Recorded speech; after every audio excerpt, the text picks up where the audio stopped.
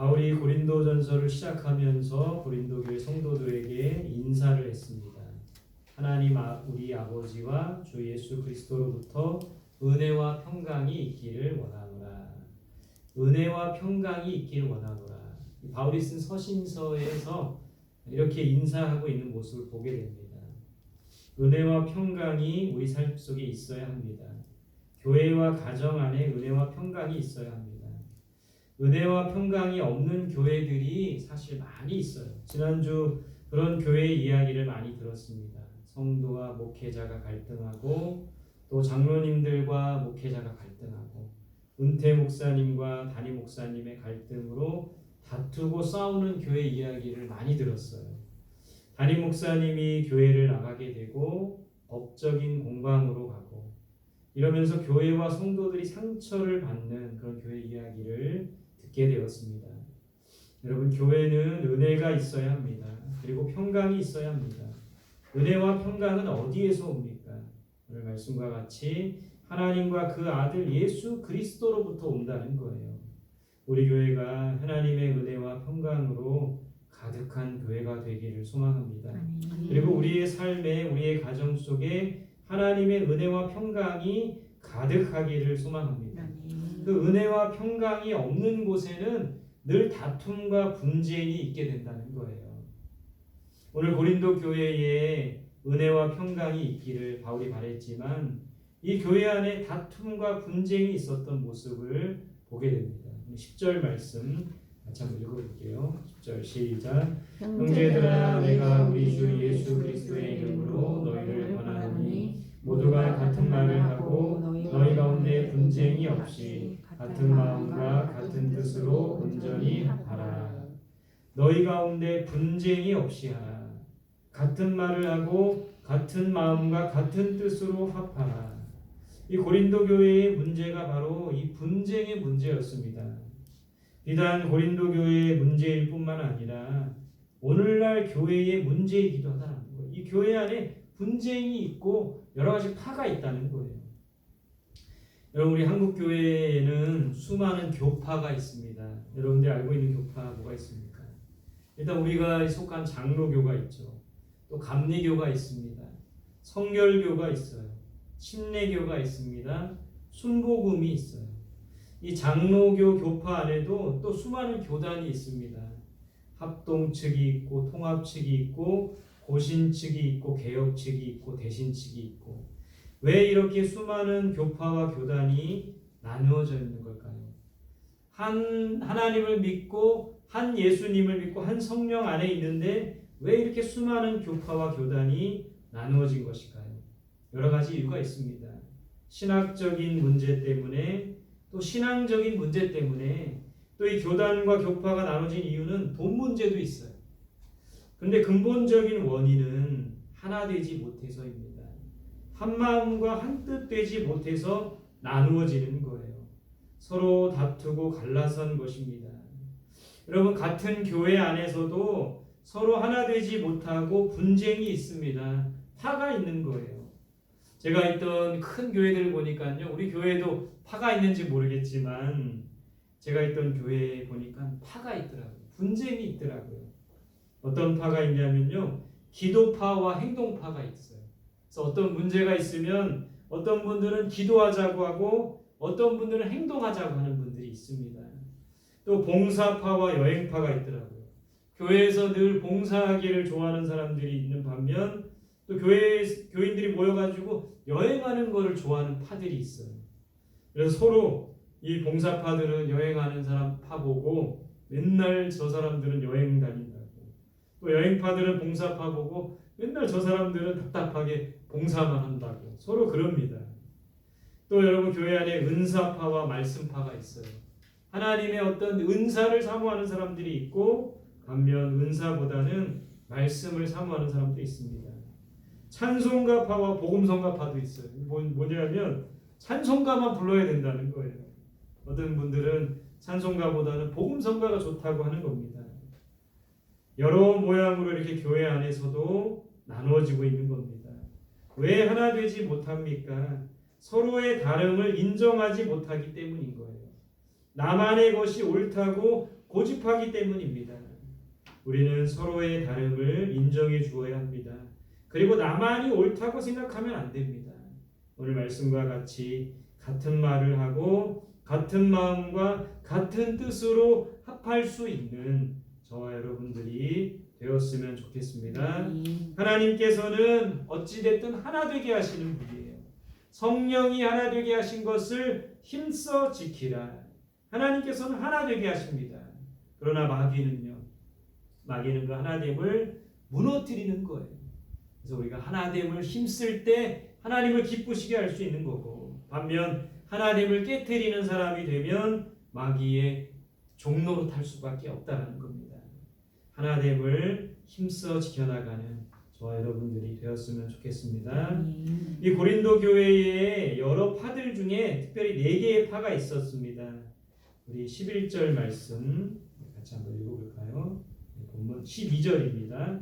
12절 시작. 내가 이것을 말하거니와 너희가 각각 이르되 나는 바울에게, 나는 아볼로에게, 나는 게바에게, 나는 그리스도에게 속한 자라 한다는 것이니.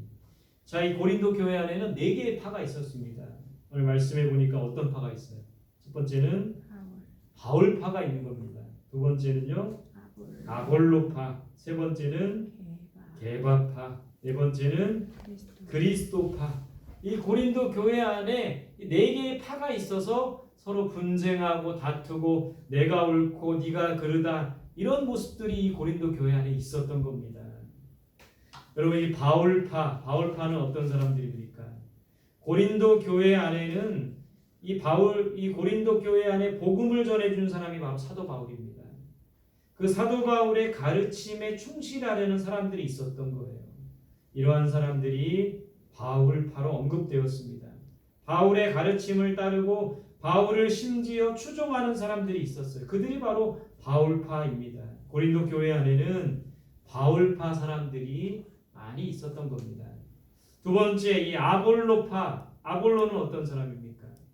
아볼로는 알렉산드리아 출신으로, 이 사람은 대단한 성경 지식과 수사학적인 능력을 가진 사람이었어요. 수사학이 뭐냐면 정치 연설이나 당시의 정치 연설이나 법정에서 변론을 잘할 수 있게 그 화법을 연구하고 배우는 학문이 바로 수사학인 거예요. 그래서 이 아볼로는 성경 지식이 많았고 수사학적인 능력이 있어서 굉장히 언변이 좋은 사람이었습니다. 이 아볼로가 에베소에서 아굴라와 브리스길라로부터 가르침을 받은 후에 고린도를 방문합니다. 그때 이 아볼로를 따르는 사람들이 생겼던 거예요.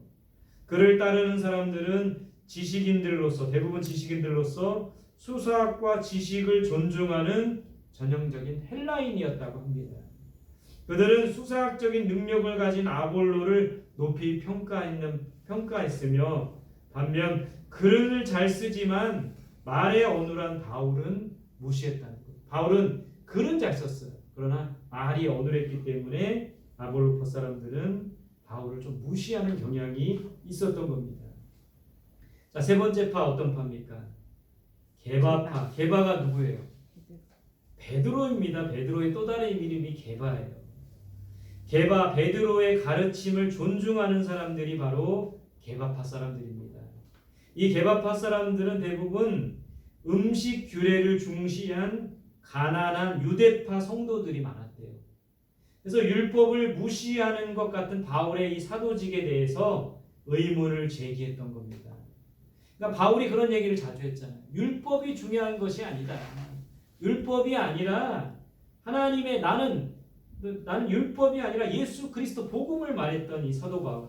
그래서 이 게바파 사람들은 율법을 중시 여겼기 때문에 바울이 말한 그 율법에 대해서는 좀 거부감이 있었던 겁니다. 게바파는 또 앞에서 언급한 아볼로파와는 또 달라요. 아볼로파는 헬라적인 열광주의자들로 언변을 강조하고 성령의 은사를 받으면 어떤 일을 해도 무방하다 주장했어요. 그래서 이 아볼로파 사람들은 율법의 제약을 받지 않는 일종의 자유주의자들, 자유로운 사람들이었어요.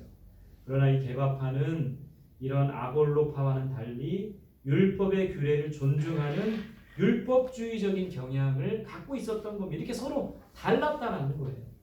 마지막 무슨 파입니까? 그리스도파. 고린도 교회 성도들 중에는 게바나 아볼로나 또는 바울에게 속하지 않고 그리스도에게 속하여야 한다고 주장한 사람들도 있었습니다. 이러한 사람들이 그리스도파로 언급된 사람들인데, 그러나 학자들 중에는 고린도 교회에 실제로 이 그리스도파가 있었는지에 대해서 의문을 갖는 사람들이 있습니다. 어떤 학자는 그리스도파가 위의 세 소파에 속하지 않고 오직 그리스도만 쫓으려고 한 사람들을 나중에 그리스도파다 이렇게 이야기했다라고 합니다. 여러분, 이것이 올바른 겁니다. 어떤 사람을 쫓는 것이 아니라 그리스도만 쫓는 것이 바로 바람직하고 옳은 거예요. 그러나 내가 옳다라는 잣대로 남을 판단해서는 안 되는 겁니다. 우리 성원교회 안에서도 보면 다 성향들이 틀린 거예요. 어떤 분들은 이 말씀을 더 중요시 여기는 분들도 있고, 어떤 분들은 기도를 더 중요시 여기는 분들이 있고, 어떤 분들은 하나님의 법, 율법을 중요시 여기는 분들이 있고, 또 어떤 분들은 은사를 또 중요시 여기는 분들도 있고, 각자가 다 다른 거예요. 교회라는 곳은 그 많은 사람들이 합력하여 선을 이루는 곳이 교회입니다. 다 각자 다른 생각을 갖고 있는 사람들이 성령 안에서 하나 되어서 하나됨을 온전히 이루는 게 바로 교회의 모습인 거예요. 그러나 이 고린도 교회 안에 이 성도들은 각 파가 나눠지면서 서로 인정하지 않고 서로 무시하고 서로 헐뜯고 서로 다투는 모습들이 있었던 겁니다. 여러분, 이렇게 네 개의 파가 있었는데 왜 이렇게 네 개의 파가 만들어진 겁니까? 사실 바울이나 아볼로나 게바나 모두 그리스도를 위해 일했던 사람들입니다. 오직 복음을 위해서 일했던 사람들이에요.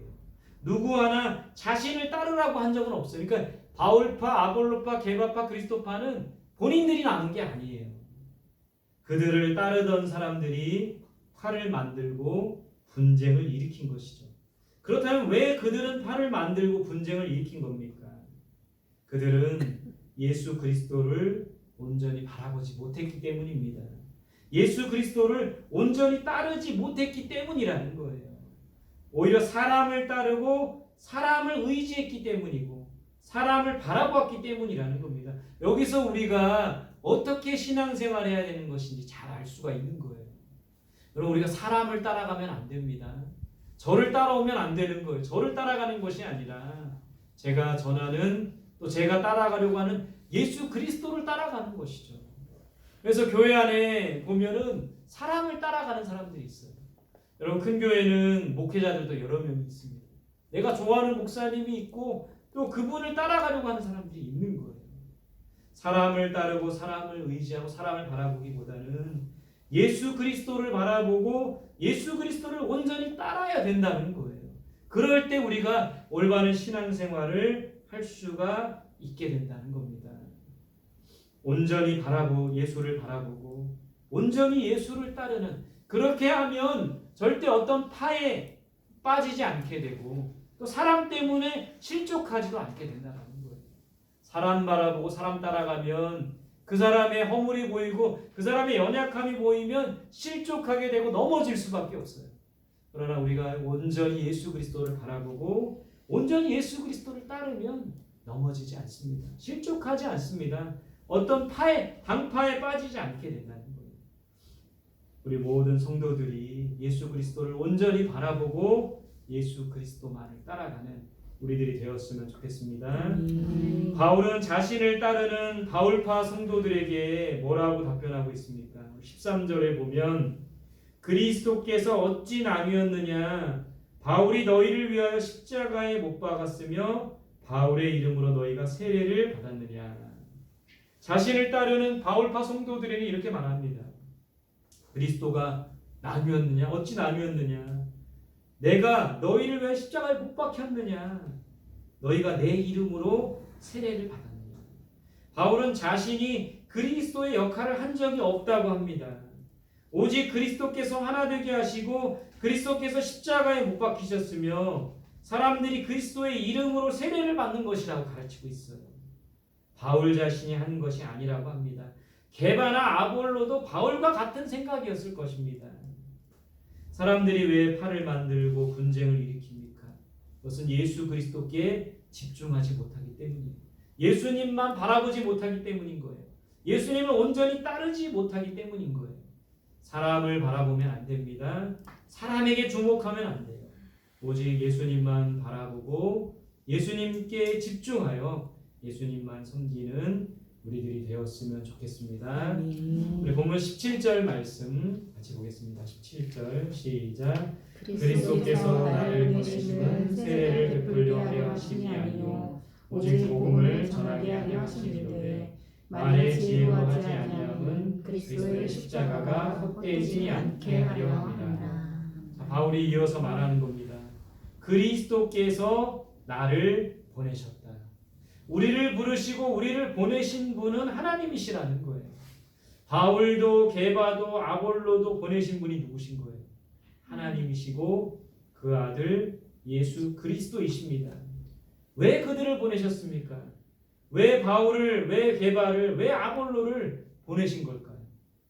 세례를 베풀려 하려 하심이 아니요 오직 복음을 전하기 위해서라고 했어요. 그러니까 부르심의 이유는 복음 전하기 위한 것이라는 거예요. 아볼로도 게바도 바울도 주의 복음을 전하기 위해서 고린도 교회에 보냄을 받았고 수많은 각 지역에 보냄을 받아서 교회를 세웠다라는 겁니다. 당시 고린도 교회 안에 이런 모습이 있었던 거예요. 나는 바울에게 세례를 받았어. 나는 아볼로에게 세례를 받았어. 나는 게바에게 세례를 받았어. 누구에게 세례를 받은 것이 왜 중요합니까? 세례를 주시는 분은 예수 그리스도이신데 바울도 게바도 아볼로도 모두 복음을 전하기 위해서 택하심을 받았고 보내심을 받은 자들이라는 겁니다. 결코 이들은 자신을 전하고 자신을 선전하기 위해 부름받은 자들이 아니라는 거예요. 보냄을 받은 자들이 자신의 사명과 위치를 망각하게 되면 반드시 문제를 일으키게 되는 겁니다.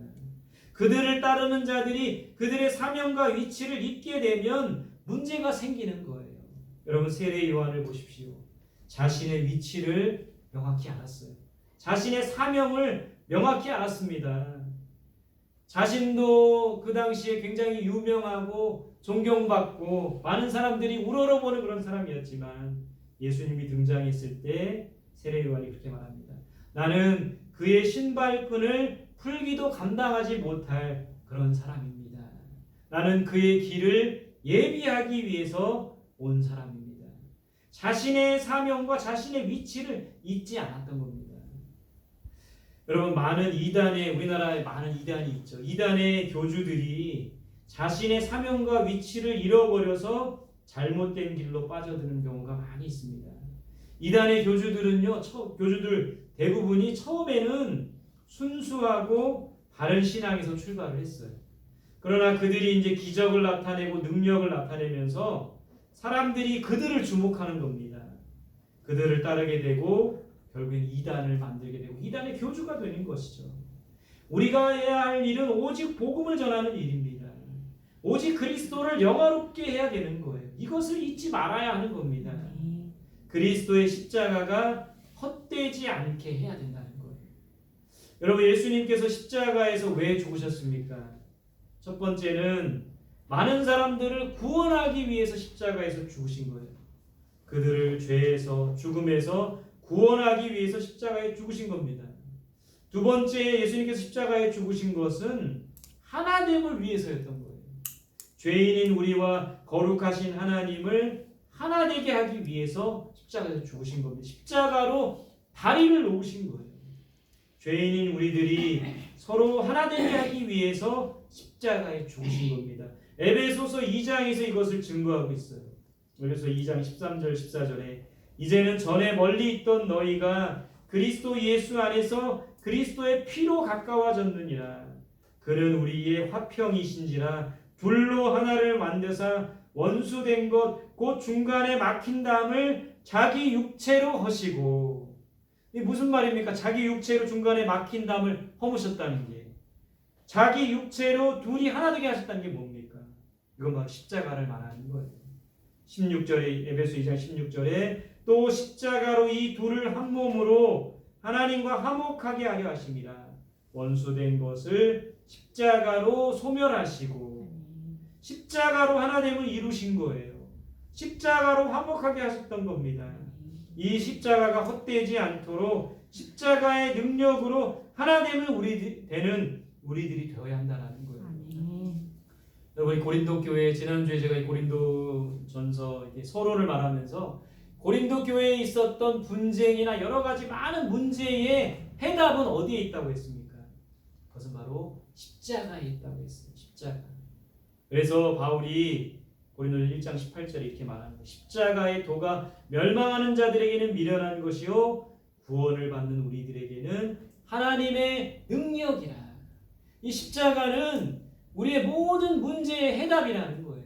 분쟁의 문제, 다툼의 문제, 또 여러 가지 싸움과 여러 가지 문제들, 사람들이 살아가면서 생기는 많은 문제들 속에 이 십자가가 답이라는 거예요. 십자가가 답이라는 거는 내가 십자가에서 죽어야 되는 겁니다. 내 이기심이 죽고 내 자존심이 죽고 나의 어떤 주장이 죽고 나의 욕심이 십자가에서 죽을 때, 그럴 때 화목하게 하고 하나됨을 온전히 이룰 수가 있게 된다는 거예요. 바로 십자가가 분쟁의 해결책이다.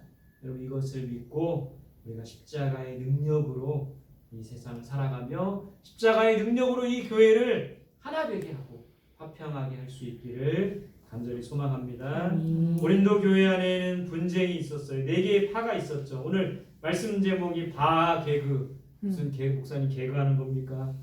바개그가 그 앞자를 딴 거예요. 바울파, 아볼로파, 게바파, 그리스도파. 오늘날 이 교회 안에도 이렇게 하나 되지 못한 모습들이 있는 겁니다. 파가 나눠지고 분쟁이 일어나고 다툼이 일어나고 있다라는 거예요. 어떻게 해결해야 됩니까? 여러분, 이 분쟁이나 다툼을 해결하지 않으면 교회 안에서 교인들이 상처를 받고 떠나는 거예요. 교회가 갈라지게 되는 겁니다. 결국엔 교회가 무너지게 되는 것이죠. 그렇기 때문에 이 교회 안에, 공동체 안에 다툼과 분쟁을 해결해야 돼요. 어떻게 해결할 수 있어요? 첫 번째는 오직 예수님만 바라보고 예수님께만 주목해야 돼요. 이 고린도 교회 성도들이 바울을 바라보고 아볼로를 바라보고 또 게바를 바라봤으니까 그 팔을 만들게 된 거잖아요. 오직 예수님만 바라보고 예수님만 따라야 됩니다. 그럴 때 해결될 수 있어요. 두 번째는 오직 복음만 전해야 합니다. 그 사명과 위치를 우리가 망각하면 안 되는 거예요. 오직 복음만 전하고 그리스도를 영화롭게 하는 삶을 살아야 되는 거예요. 마지막 세 번째는 오직 십자가의 능력이 필요한 겁니다. 십자가의 능력으로 하나됨을 이룰 수가 있는 거예요. 이거는 여러분, 교회 공동체 안에서 뿐만 아니라 우리 가정에서, 직장에서 어디서든지 마찬가지예요. 십자가의 능력을 믿고 십자가의 예수님처럼 십자가에서 내가 죽고 내 안에 예수님이 사실 때 하나됨을 이룰 수가 있게 된다는 거죠. 모든 문제를 해결할 수가 있게 된다는 것이죠. 십자가의 능력을 믿고 십자가에서 죽고, 나는 죽고 예수로 사는 삶, 내 욕심과 탐욕이 십자가에 죽고 예수로 사는 삶, 그런 삶을 통해 하나됨을 온전히 이루는 모든 문제를 해결할 수 있는 저와 여러분들이 되시기를 간절히 소망합니다. 함께 기도하겠습니다. 오늘 주신 말씀